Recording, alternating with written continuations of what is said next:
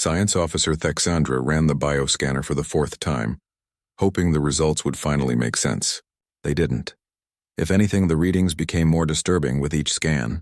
She moved her tentacles nervously as she studied the impossible data. The creatures inside the unknown ship were definitely alive and organic. The scanners could detect their heartbeats, their breathing, their brain activity. But they were living in conditions that should have killed them instantly. "Commander Kale Vash," she called across the bridge of the Veltar. "You need to see this." The Aquarian commander glided over to her station, his webbed feet silent on the deck. Water droplets fell from his gills as he leaned over her shoulder to look at the screen. "These readings can't be right," Thexandra said, pointing at the display with one tentacle while working controls with 3 others.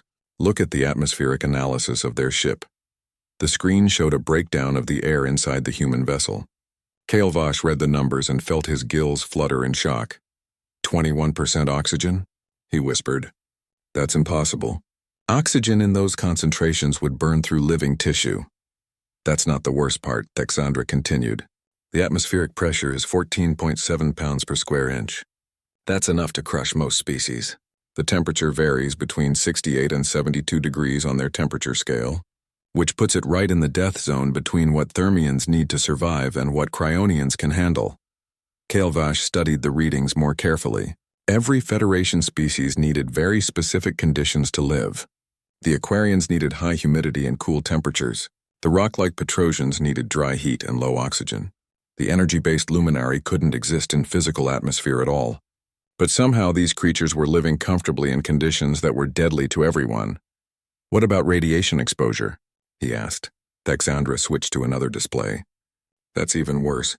They're being exposed to background radiation levels that would cook most species in 6 hours. But according to the bioscans, they've been living with this exposure for, their whole lives." "Their whole lives?" "The cellular analysis shows radiation adaptation going back generations. These creatures didn't just survive radiation exposure, they evolved in it." Commander Kale Vash felt a chill run through his blue skin. Evolution was a slow process. For a species to develop radiation resistance, they would need to live with deadly radiation for thousands of years. What kind of world produced creatures like that? "Tell me about their physical structure," he ordered. Thexandra brought up the biological scan results. Dense bone structure, much heavier than it should be for their size. Cardiovascular system designed for high-pressure environments. Muscle density that suggests they developed in heavy gravity. And their healing rate is accelerated compared to most known species. How accelerated? A wound that would take most species weeks to heal appears to heal on these creatures in days. On the human ship UES Incheon, the crew continued their normal duties, unaware that every breath they took was being analyzed by frightened aliens. In the engine room, Engineer Dongmin Lee finished his inspection of the reactor shielding and moved on to the next system. The radiation that leaked from human nuclear reactors was carefully controlled, but it was still far more than most alien species could survive. Dongmin worked around it every day without thinking about it. His ancestors had lived with background radiation on Earth for millions of years. His body was designed to handle it. In the medical bay, Dr. Ji-eun Choi was treating Sung Ho-yun, the youngest member of the crew. The 19-year-old technician had cut his hand while working on a maintenance panel. The injury was minor, but Ji-eun cleaned it carefully and applied a bandage. "It should heal completely in 3 or 4 days, she told him. Sung Ho nodded and went back to work. Neither of them knew that alien scanners were recording this conversation with growing alarm. 3 or 4 days to heal a cut that would take most species 2 weeks to recover from. On the Veltar, weapons analyst Morgeth was studying the human ship's defensive systems. What he found confused him even more.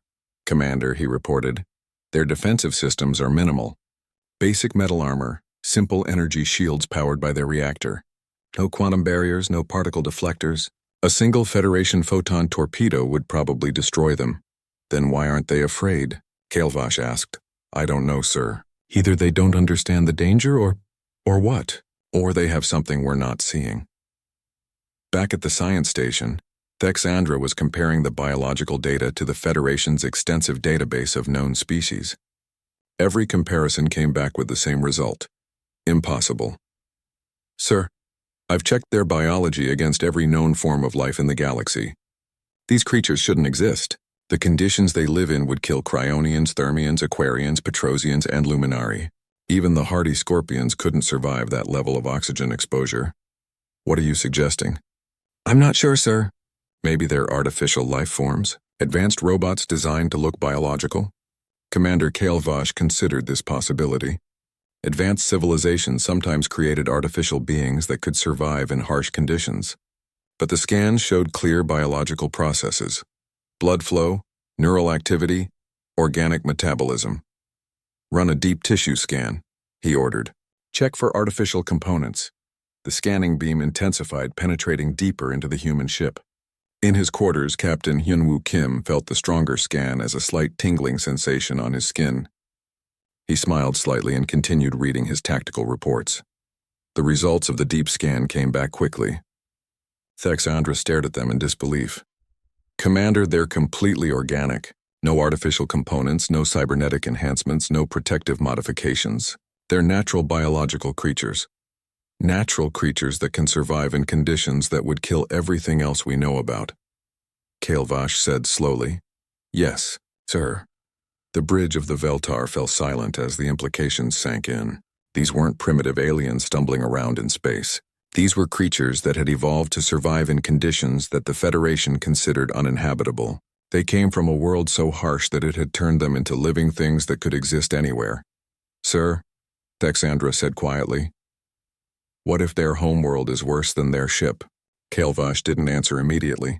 He was thinking about what kind of planet would produce creatures like this. A world with deadly radiation, poisonous atmosphere, crushing pressure, and extreme temperatures. A world that would kill Federation explorers in minutes. Try to scan their home system data, he ordered.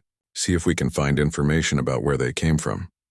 Lieutenant So Young Park noticed the increased scanning activity on her tactical display. She turned to Captain Kim. Sir, they're really digging now. Deep biological scans, system analysis, everything. Good, Captain Kim replied calmly. They're starting to ask the right questions. Should we show them more? Not yet. Let them figure out the basic facts first. Then we'll see how smart they really are. On the Federation ship, the search through the human vessel's computer systems yielded fragmentary data about something called Earth. The information was limited, but what they found made the crew of the Veltar even more nervous. Surface temperature variations of over 100 degrees. Atmospheric storms with wind speeds that could destroy buildings. Seismic activity that regularly reshaped the planet's surface. An oxygen-rich atmosphere that supported frequent fires. And through it all, these creatures had not just survived, but thrived. Commander, Thexandra said, her voice barely above a whisper. I think we need to contact Federation Command immediately. Why? Because these aren't primitive aliens, sir. These are survivors from a death world, and if they've developed space travel... She paused, looking at the scan results again. Sir, what if they're looking for new places to live? The space around the neutral zone was quiet and dark. Commander Kailvash stood on the bridge of the Federation scout ship Veltar, watching the stars through the main screen. His blue skin had a wet shine under the bridge lights, and his gills moved slowly as he breathed the ship's water-rich air. Commander, called Science Officer Thexandra from her station. Her tentacles danced over the control panel as she studied the sensor readings. We have something on long-range sensors. Kailvash moved to her station with the fluid grace of his water-world people. What kind of something? Unknown vessel, sir. It's coming from the outer rim sector. Thexandra's large black eyes reflected concern. The design doesn't match any ship in our database. The commander studied the readings on her screen. The ship looked strange and rough compared to Federation vessels. Where Federation ships had smooth curves and flowing lines, this one was all hard angles and flat surfaces. It looked like someone had built it by hammering metal plates together. How big is it? Kailvash asked. About the size of a Federation cruiser, but much heavier. The metal is thick, very thick. Thexandra touched another control. Sir, this ship uses chemical rockets for movement. Chemical rockets? Several bridge officers turned to look. Chemical rockets were what primitive species used before they learned to bend space for travel. It was like finding someone still using fire to cook when everyone else had energy converters. Are you sure? Kailvash asked. Yes, sir. The energy readings are very basic. No quantum drives, no spacefold engines. Just controlled explosions pushing the ship forward. Kailvash felt his gills flutter with amusement. Another primitive species had somehow managed to leave their home planet. It happened sometimes. A young race would get lucky and figure out basic space travel before they were ready for it. Usually they got scared and went home after seeing how big space really was. "Run a full scan," he ordered. "Let's see what these creatures look like."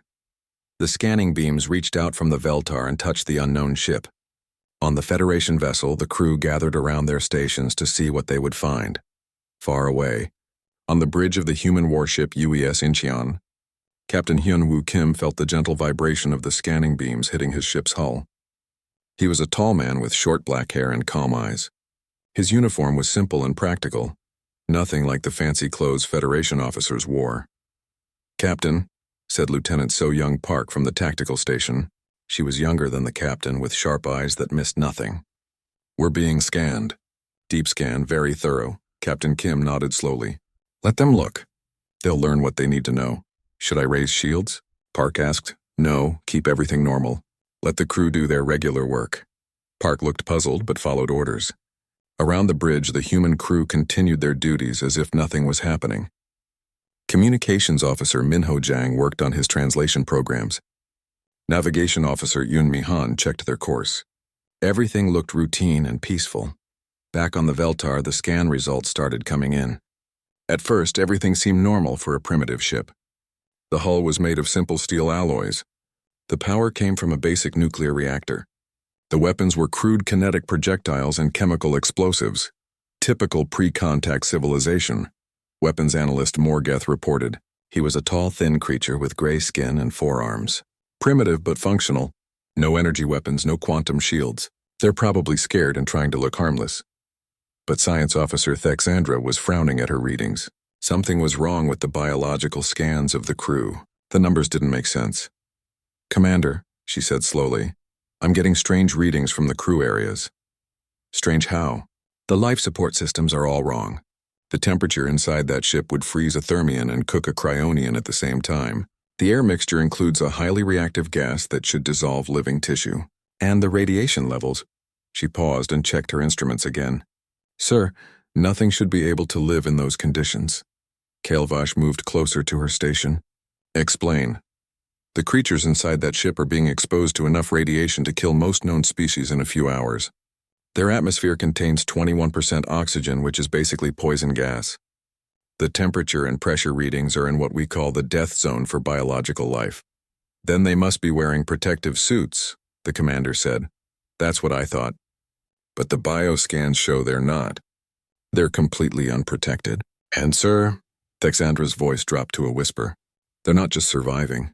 According to these readings, they're comfortable."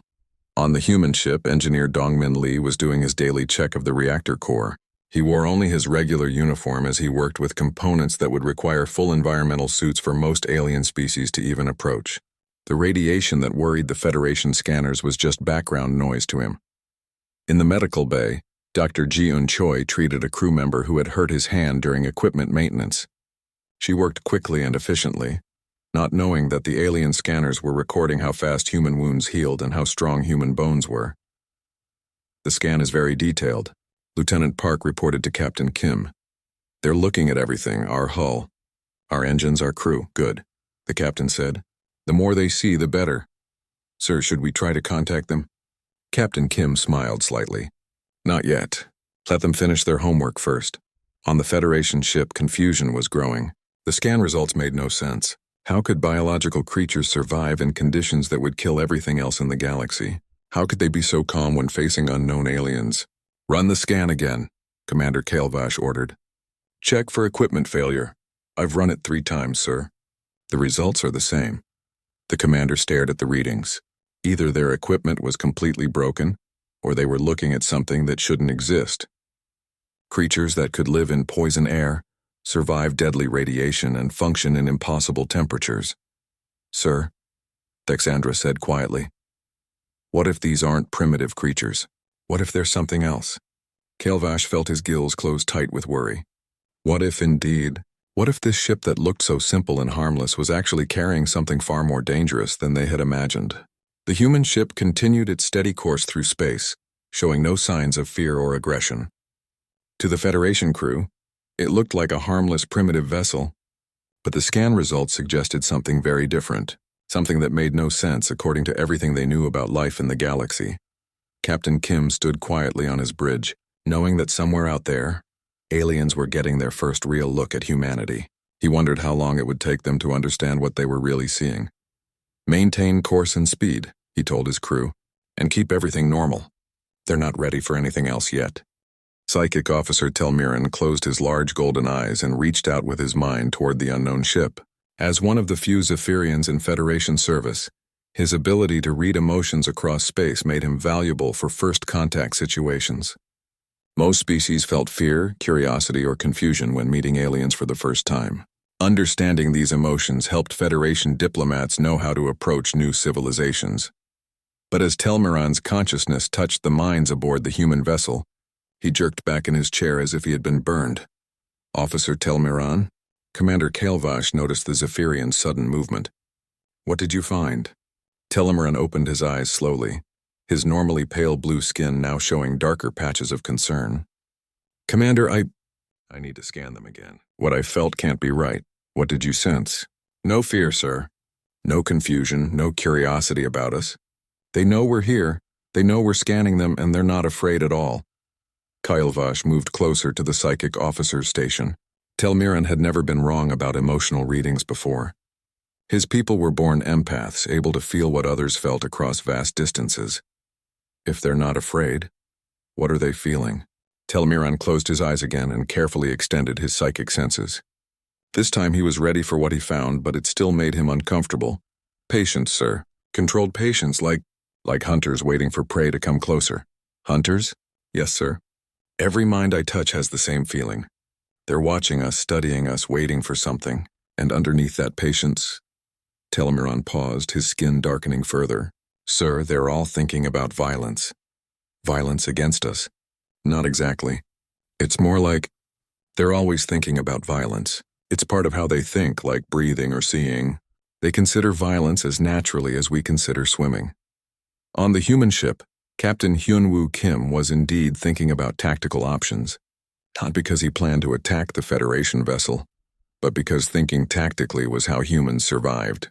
Every human military officer was trained to assess threats, plan responses, and prepare for combat even in peaceful situations.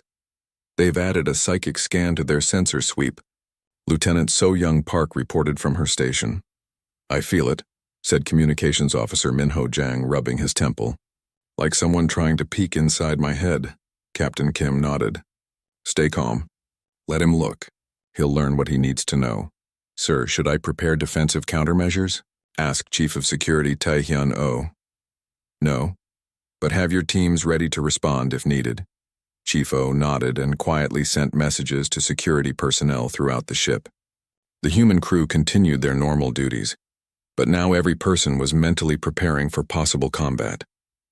It wasn't fear or aggression, it was simple military readiness.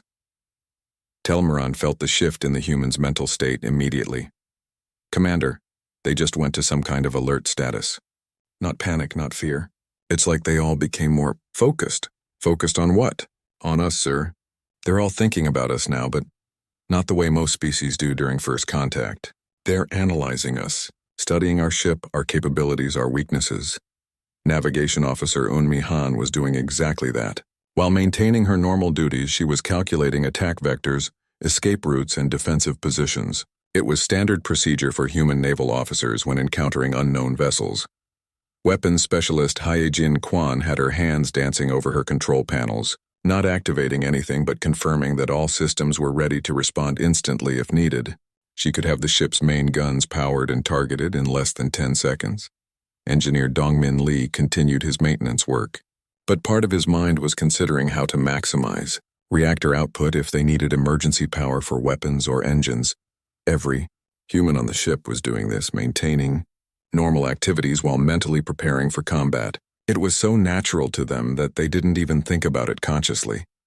Telmiran tried to probe deeper into the human minds, hoping to understand what he was sensing. "Sir, this is very strange. They're not just thinking about fighting us. They're thinking about fighting in general. Past fights, future fights, different ways to fight. It's like violence is a language they all speak fluently. Are they planning to attack us?" "I don't think so, sir. It's more like they're always ready to fight, whether they need to or not. And, Commander? Telmiran paused again, his skin now showing dark purple patches of deep concern. They're not afraid of dying. This revelation sent a chill through the Federation bridge crew. Every known species had a strong survival instinct. The fear of death was what kept civilizations from destroying themselves in endless wars. What do you mean? Kelvash asked. They accept that they might die in combat and they're prepared for it. But more than that, they seem to think dying in battle would be acceptable, even honorable. Young technician Seung Ho Yun was thinking about exactly that as he worked on a damaged panel. Like all humans, he had been raised with stories of heroes who died protecting others. The idea of sacrificing himself for his crewmates didn't frighten him. It gave his life meaning. Dr. Jiun Choi was checking medical supplies and thinking about how to treat combat injuries. She had trained extensively in battlefield medicine, because humans expected their wars to involve casualties. There's something else.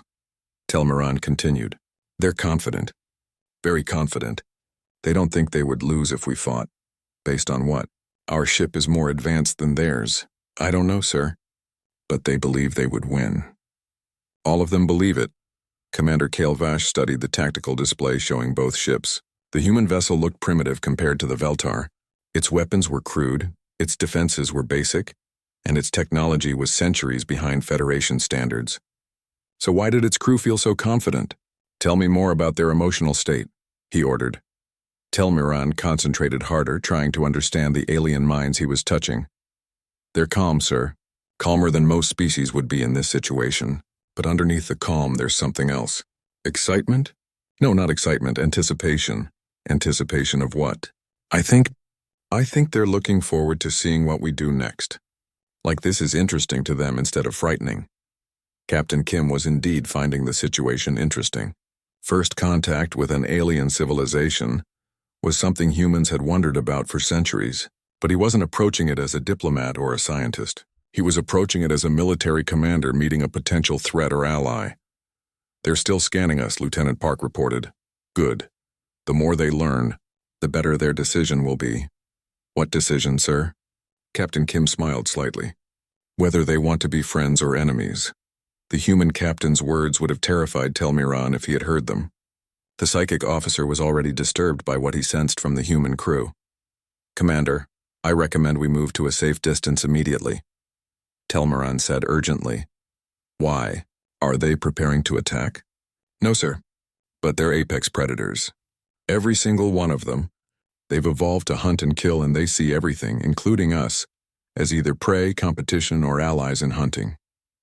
You're certain of this? Yes, sir. These aren't peaceful explorers or merchant traders. They're a military vessel, crewed by natural-born killers who have been shaped by countless generations of warfare. The bridge of the Veltar fell silent as the crew absorbed this information. They had encountered many species during Federation expansion, but never anything like this. Sir, Science Officer Thexandra added quietly, if they're natural predators from a death world, and they've developed space travel, what does that mean for the rest of the galaxy? Commander Kelvash didn't answer immediately. He was thinking about creatures that weren't afraid to die, who thought about violence as naturally as breathing, and who came from a world so harsh it had turned them into perfect killing machines. And now those creatures were in space, with ships and weapons looking for new territory. Commander Kelvash stared at the tactical analysis that weapons analyst Morgeth had just completed.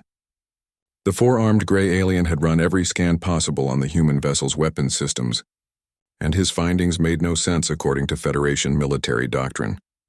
Explain this to me again, Kelvash said, his gills fluttering with confusion. They have no energy weapons at all? None, sir, Morgeth confirmed, manipulating the holographic display with all four hands. No particle beams, no plasma cannons, no quantum disruptors. Their primary weapons appear to be kinetic projectiles accelerated by controlled chemical explosions. Chemical explosions? You mean they're using gunpowder? More advanced than gunpowder, but the same basic principle. They create small explosions to launch metal projectiles at high speed. Science Officer Thexandra looked up from her station. That's museum-level technology. No species has used kinetic weapons in over 1,000 years. Which is why I ran the analysis 3 times, Morgeth continued. But sir, when I calculated the potential damage these primitive weapons could cause, he paused and adjusted the display. A single projectile from their main gun has enough kinetic energy to punch through our shield grid. The bridge fell silent. Federation shields were designed to deflect energy weapons, not solid objects moving at incredible speeds. How is that possible? Kailvash asked. Mass and velocity, sir. Their projectiles are dense metal cores accelerated to a significant fraction of light speed. When something that heavy hits something else at that speed, Morgoth gestured helplessly with his forearms. Physics does the rest. On the human ship, weapons specialist Hyejin Kwan was running her daily maintenance checks on the ship's main armament. The 120mm railgun system looked simple compared to Federation energy weapons, but it was devastatingly effective. Humans had learned long ago that sometimes the simplest solutions were the best ones. She inspected the tungsten core projectiles that sat waiting in their loading chambers. Each one was a work of engineering precision, designed to maintain structural integrity while traveling at enormous speeds. The magnetic acceleration system that launched them was based on principles that Federation species had abandoned in favor of more sophisticated energy-based weapons. These projectile weapons, Kailvash continued. How many does their ship carry? Hundreds, sir. Perhaps thousands. And they appear to have manufacturing capability to produce more during flight. Engineer Dongmin Lee was indeed working on the ship's automated ammunition production system. Human warships were designed for extended operations far from supply bases. The ability to manufacture replacement ammunition, spare parts, and even food during long missions was built into every vessel. What about their defensive systems? The commander asked. This is where it gets even stranger, Morgoth replied. Their primary defense appears to be thick metal armor, just layers of dense metal alloys around the vital systems. That's archaic. Energy weapons cut through metal armor easily. Yes, sir, but kinetic weapons don't. And their armor is designed to stop kinetic impacts, not energy beams. It's like they built their defenses specifically to fight against weapons like their own. Dexandra realized something. What if they're not behind us technologically? What if they chose these weapons for a reason? What reason could there be for using primitive weapons? Kailvash asked. Reliability, sir. Energy weapons require complex power systems, delicate components, and perfect maintenance. If any part fails, the weapon is useless. But a kinetic weapon? She gestured toward the human ship on the display. As long as you can create an explosion and point it in the right direction, it works. Dr. Ji-Un Choi was thinking about reliability as she checked her medical supplies. Human military doctrine emphasized simple, robust systems that worked under extreme conditions. Her surgical instruments were designed to function without power. Her medications were stable across wide temperature ranges, and her treatment protocols assumed she might have to work while the ship was under attack. There's more, Morgoth continued. Their ship carries explosive warheads in addition to kinetic projectiles. Chemical explosives, nuclear devices, and something called antimatter containment pods. Antimatter? Kailvash felt his skin turn a pale blue with shock. They're carrying antimatter weapons? Small amounts, but yes. Enough to destroy a space station. The Federation had experimented with antimatter weapons centuries ago but abandoned them as too dangerous. The risk of accidental detonation was too high, and the weapons were considered inhumane by galactic law. Sir, weapons analyst Morgoth said quietly, I don't think these are weapons to them. What do you mean? Look at how they're stored, how they maintain them, how their crew handles them. They treat these devices the way we treat standard equipment. To them, carrying enough firepower to destroy a planet isn't unusual, it's normal. Chief of Security Tae-hyun was indeed treating the ship's weapons as normal equipment. He supervised the daily safety checks, verified the security protocols, and ensured that every crew member knew how to operate the armaments if necessary. To humans, being heavily armed was simply common sense. What about their crew? Kailvash asked. The biological analysis? Thexandra brought up her medical scans. This is the most disturbing part, sir. Remember how I said they showed signs of radiation resistance and accelerated healing? Yes, I ran deeper scans. Commander, these aren't just tough by our standards. They're tough by any conceivable standard. Their bone density is 3 times what it should be for their size. Their muscle structure is designed for heavy gravity and extreme physical stress. Their cardiovascular system can function under acceleration that would kill most of us. What are you saying? I'm saying they're not just from a death world, sir. They're weapons that learn to think. Navigation Officer Yunmi Han felt the subtle vibration of the ship's engines and automatically calculated the G-forces affecting her body. The acceleration would have been uncomfortable for most alien species, but humans had evolved on a high-gravity world where such forces were normal. Their reflexes are faster than ours, Texandra continued. Their hand-eye coordination is superior. Their ability to track multiple targets simultaneously exceeds anything in our database. And sir, they show signs of combat conditioning from childhood. Childhood? Yes, sir. The neural pathways associated with violence and strategic thinking are highly developed in all of them, including the youngest crew member. They've been trained for warfare since they were children. Young Sung-Ho Yun was proof of this. At 19, he already had years of combat training, tactical education, and weapons familiarity. Every human child learned basic survival and fighting skills as naturally as they learned to read and write. Commander, Morgoth said, studying his weapon analysis again, I need to revise my earlier assessment. How so? I said their ship was primitive, but looking at it from a different perspective, sir, their entire vessel is a weapon. The thick hull isn't just armor. It's designed to ram other ships. The powerful engines aren't just for propulsion, they're for battle maneuvers. Even their life support system is militarized. Militarized life support? They can seal any section of the ship instantly, continue operations with massive hull breaches, and maintain life support even if most systems are damaged. This isn't a ship with weapons, sir. This is a weapon that happens to carry people. Captain Hyunwoo Kim would have been amused by this assessment. To humans, there was no real distinction between a warship and any other kind of ship. All human vessels were built to survive in hostile environments and defend themselves if necessary. The idea of building an unarmed, defenseless ship seemed foolish to them. Sir, Science Officer Thexandra said quietly, we need to consider what this means. Explain. We're looking at a species that evolved on a world so dangerous it turned them into living weapons. They've developed technology that prioritizes reliability and destructive power over sophistication. Every member of their crew is a trained killer, and now they have space travel. Commander Kailvash studied the peaceful-looking human ship on his display.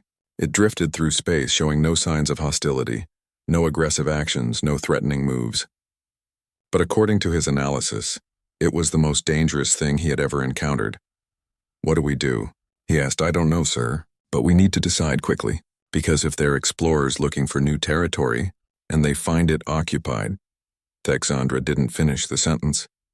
The crew of the Veltar stared at their displays, trying to comprehend what they had discovered. A species of natural-born killers from a death world, armed with simple but devastatingly effective weapons, trained for war from childhood, and now spreading into the galaxy. Sir, Morgoth said, there's one more thing. According to my analysis, this ship isn't alone. What do you mean? The engine signatures, the communication frequencies, the tactical formations. Sir, I think there are more of them out there. Commander Kailvash called an emergency meeting in the conference room of the Veltar. Around the oval table sat his senior officers, each representing a different Federation species.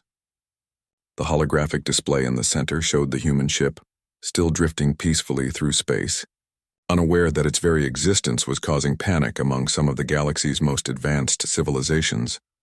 Let me make sure I understand our situation, Kailvash began, his blue skin pale with stress.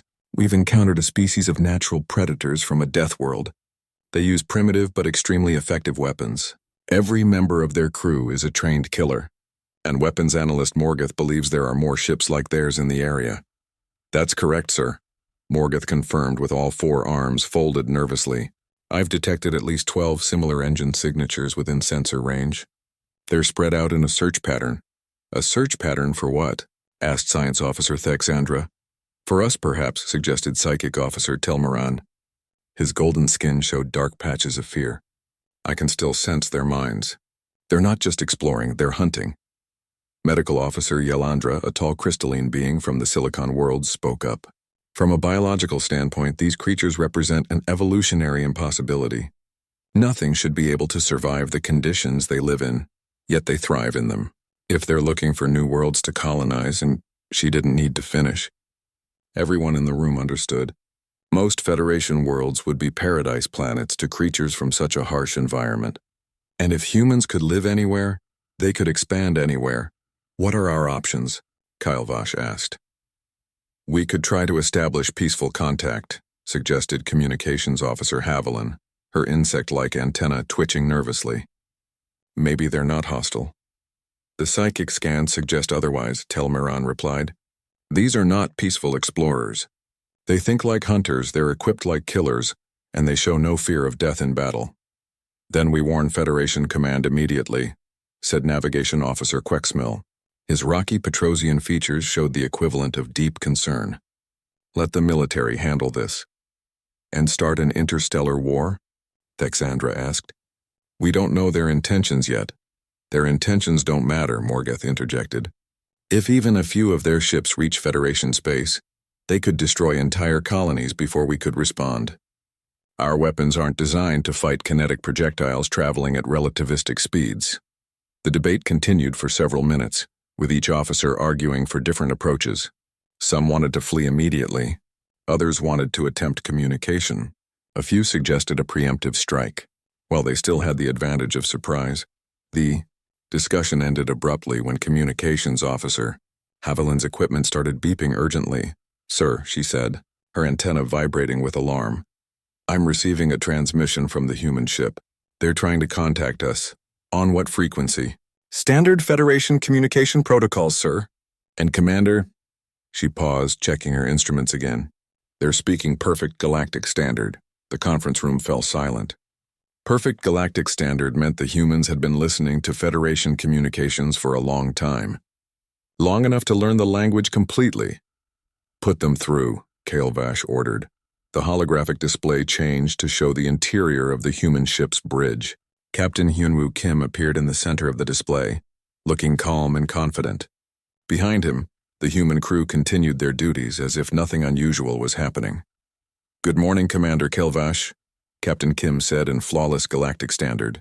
My name is Captain Kim of the United Earthship Incheon. I apologize for the delay in making contact. We wanted to give you time to complete your scans.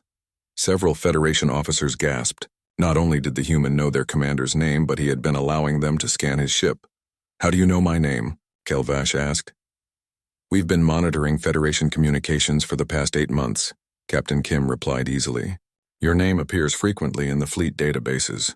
You have an excellent reputation as an explorer and diplomat. You've been spying on us. We've been learning about you. When one encounters a vast interstellar civilization, it's wise to study it carefully before making contact. Lieutenant So Young Park appeared beside her captain and handed him a data pad. Kim glanced at it and nodded. Commander, I understand your crew is concerned about our capabilities and intentions. These are reasonable concerns. Let me address them directly. The display changed to show tactical information about Federation ship movements, base locations, and defensive capabilities. The humans had been watching everything. We know the locations of 47 Federation colonies within 50 light-years of this position. Captain Kim continued. We've identified your major trade routes, your military patrol patterns, and your communication networks. We know that your ship Veltar is one of 12 scout vessels currently operating in this sector. Commander Kael'vash felt his gills close in shock. The humans had intelligence about Federation operations that should have been impossible for them to obtain. We also know, Kim continued, that you're debating whether to warn your superiors about us, attempt to establish peaceful relations, or try to destroy us before we become a threat. How could you possibly know that? Thexandra whispered. Captain Kim smiled slightly. Commander, we've been watching you watch us. Your ship's energy patterns change when you're in combat preparation mode. Your communication array becomes more active when you're considering calling for help, and our long-range sensors can detect the positioning of other ships in this area. The display changed again, showing the locations of what appeared to be dozens of human vessels spread throughout the local star systems. This brings me to the point of this conversation, Kim said. You're trying to decide whether we're a threat to Federation space. The answer is simple. We're exactly as much of a threat as you want us to be. Explain, Kael'vash demanded. If the Federation wants us as allies, we can be very good allies. We're excellent at solving problems that require direct action. We don't mind living in harsh environments that other species find unpleasant. We're willing to defend our friends with our lives. The human captain paused, and his expression became more serious. However, if the Federation decides we're enemies, we'll be very good at that too. We've been preparing for either possibility since we first detected your civilization. Are you threatening us? Commander Kailvash asked. I'm offering you a choice, Captain Kim replied. We didn't come here to conquer your space or destroy your people. We came here to introduce ourselves and see if we could find a place in the larger galaxy. Communications Officer Min Ho Jang appeared on the display and whispered something to his captain. Kim nodded and looked back at the Federation crew. Commander, I'm told that your psychic officer has been scanning our crew's emotional states. Officer Telmiran, what have you learned about us? Telmiran started in surprise. How do you know my name? The same way we know everyone else's name on your ship. We've been listening. Now what have you learned? The Zephyrian officer looked uncomfortable. You think about violence constantly. All of you, that's correct. Do you know why? Because you're predators? Because we're survivors, Captain Kim corrected. We come from a world that tried to kill us every single day. Everything on our planet, the weather, the animals, the plants, even the ground itself, was dangerous. We learned to think about violence because thinking about violence kept us alive. The human captain gestured to his crew. Every person on this ship has been trained from childhood to fight, to survive, and to protect others. Not because we love war, but because war was the price of existence on our world. Then why should we trust you? Kailvash asked. Because we're also capable of loyalty, friendship, and sacrifice. We're dangerous to our enemies, but we would die for our friends. The choice is yours. Which one do you want to be? Engineer Dongmin Lee appeared on the display and reported something to his captain. Kim listened and nodded. Commander, I'm told that 49 other human ships are currently waiting for the outcome of this conversation. If you decide we're enemies, they're prepared to fight. If you decide we could be friends, they're prepared to help defend Federation space from any threats you might face. And if we decide we need time to think about it, then we'll wait. We're very patient when we need to be. Captain Kim leaned forward slightly. But Commander, I should mention one more thing. We're not the only human ships in this part of the galaxy. Earth has been sending out exploration fleets for over 2 years now. Some of them have encountered civilizations that chose to be hostile. What happened to those civilizations? They learned why it's better to be friends with humans than enemies. The transmission ended, leaving the Federation crew staring at a blank display. The conference room was completely silent for several minutes. Finally, Commander Kailvash spoke. Officer Telmiran, scan the human ship again. Was their captain telling the truth? The psychic officer concentrated for a moment, then looked up with surprise. Yes, sir. Everything he said was true. But Commander, there's something else. What? He wasn't afraid during that entire conversation. None of them were afraid.